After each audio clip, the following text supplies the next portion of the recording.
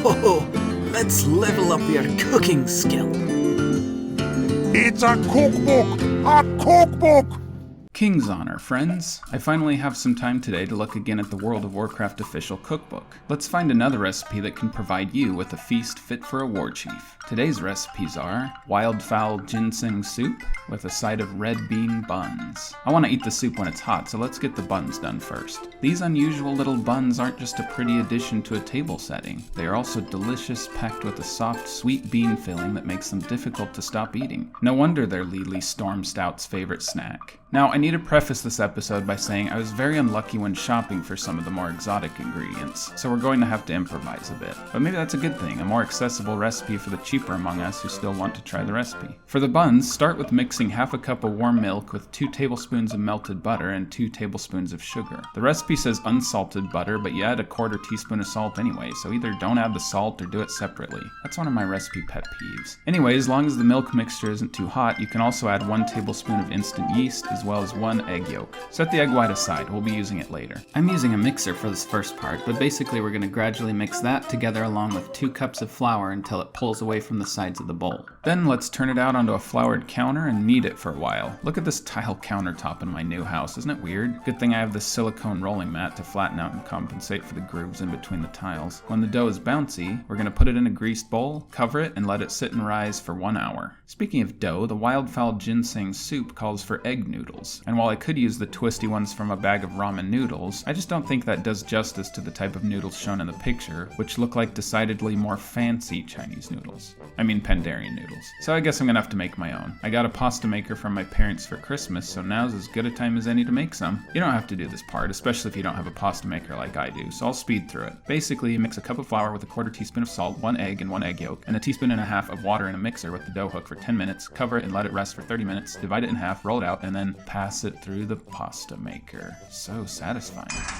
Now those look fit for the master skill level this recipe recommends. I'm just going to toss those in a bit of flour and set them aside. Now back to the buns. I couldn't find adzuki bean paste for these, so I'm going to try making my own out of canned red kidney beans. I'm just going to rinse 1 can of dark red kidney beans and then put them in a blender with 2 tablespoons of white sugar and 2 tablespoons of dark brown sugar and 5.5 tablespoons of melted butter. This ended up being a bit too thick to blend, but adding water made it too thin as a paste, so I had to reduce it for about 5 or 10 minutes on the stove. Once you have a nice thick bean paste, let it cool and you're good to go. Now that the dough's risen, get a baking sheet ready, punch the dough down, and break off golf ball sized pieces to make into the buns. I'm going to roll these out into flat circles about 5 inches across. This mat is really useful for this. And put a tablespoon of red bean paste in the middle. Then carefully fold the edges of the dough up and over and pinch to seal the paste inside. Then you're going to place each bun seam side down on the baking sheet and press gently on top to flatten them slightly and put a little indent in each. Then take some kitchen shears and make 5 slits radiating out from the center of each bun to make a sort of flower shape. Let's take the egg white from earlier and brush that on the top of the buns, and sprinkle with a little bit of sesame seeds. The recipe says you can use poppy seeds as well. I bet either would make the buns look really nice. Cover the buns for 30 minutes to rise again, then bake them for 18 to 20 minutes at 375 degrees. Those look amazing. Let's let them cool while we make our Wildfowl Ginseng soup. This aromatic broth, rich with hearty noodles and topped with juicy duck meat, is lent a peppery bite by the ginger and chili. With just enough complexity to transcend rustic, this Valley of the Four Winds specialty is a warm and satisfying meal. Now I hope this turns out because I could not find several important ingredients in this dish. Instead of duck breast, I'm gonna have to use chicken breasts, and I couldn't even find fresh ginger to use, so just keep that disclaimer in mind. This isn't the 100% authentic version of the recipe. Let's start with 8 cups of chicken broth, which I like to make by pressure cooking a rotisserie chicken carcass covered with water for 40 minutes. The recipe says to add a 1-inch piece of finely diced ginger, which I think is the equivalent of about a half a teaspoon of ground ginger. I'm also going to add 2 tablespoons of soy sauce, a teaspoon of salt, and a teaspoon of red pepper flakes. The recipe also calls for star anise, which I could not find anywhere. Let's see if there's a substitute online. Oh, Chinese 5 spice. I could probably make that. What are the 5 spices? Fennel, cloves, pepper, cinnamon, and star anise? Blast. I guess I'll just use fennel seed. Hopefully it ends up tasting more or less like it was intended. But you know what? It's called Wildfowl Ginseng soup and it doesn't even have ginseng in it, so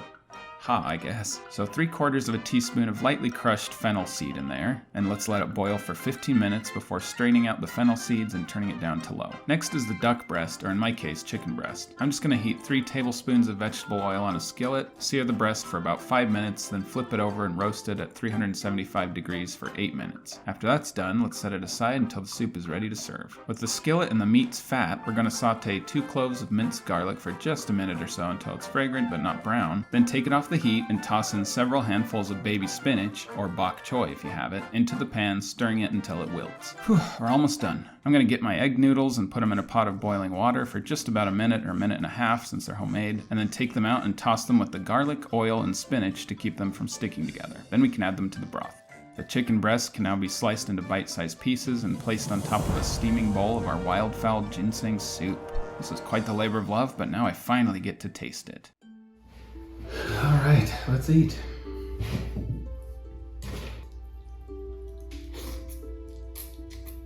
Ooh. Oh, wow. Okay. I don't know what star anise tastes like, but the fennel is a good substitute. That is a really, really good taste in that broth. Wow. I'm gonna just try that broth plain.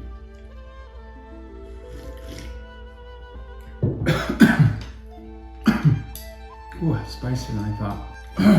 If you don't like spice, maybe go easy on the red pepper flakes, because a teaspoon is quite a bit.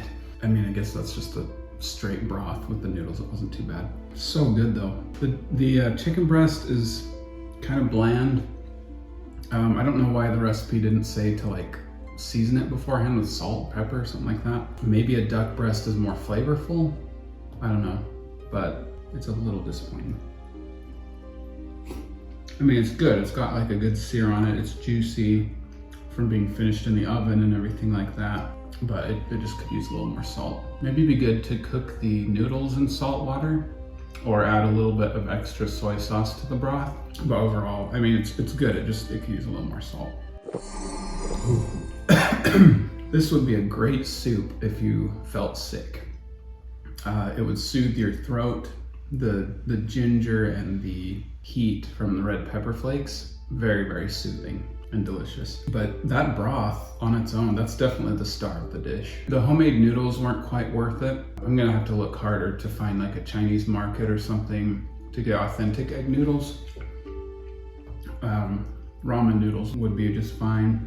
Okay, let's try these bean buns now. Alright.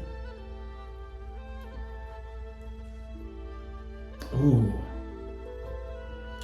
that's very good. I don't know what happened to the bread, but it's not super puffy like it is in the picture. My nose is running from that spicy broth. Anyway, the bread never rose as much as I would have liked it to, but it still tastes good. It's got a really nice light pastry dough-like quality to it, which is really good.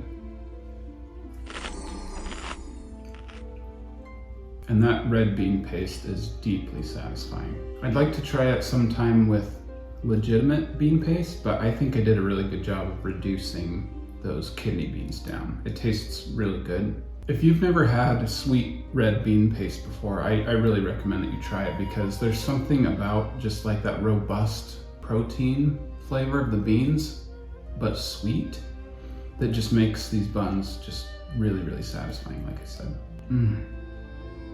I would have liked a little bit more beans in them as well. A tablespoon didn't seem like quite enough. I also realized afterwards that I didn't make these big enough. I made too many of them. So next time I'm gonna monitor that, and I'm probably gonna double the amount of bean paste in them. I mean, look at the wow icon. Like it's stuffed with bean paste, and these are not. So I'm gonna add more bean paste later on. I really like the flower shape of these buns. Like it's really visually pleasing.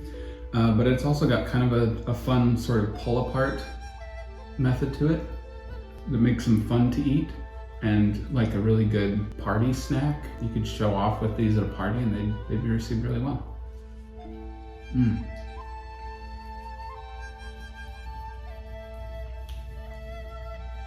Delicious. Both of these things very delicious. The word I would choose to describe this meal, comforting. Very, very comforting, warm, very savory. Both are sort of savory, sweet and savory with the beans. With a legit duck breast, legit Chinese noodles, actual star anise, this could be perfect. But if you've just got fennel on its own, the fennel makes it delicious. My compliments to the World of Warcraft chefs once again. The Wildfowl ginseng soup and red bean buns are a hit. I'm definitely gonna make this broth again. And overall, I'm very, very impressed once again.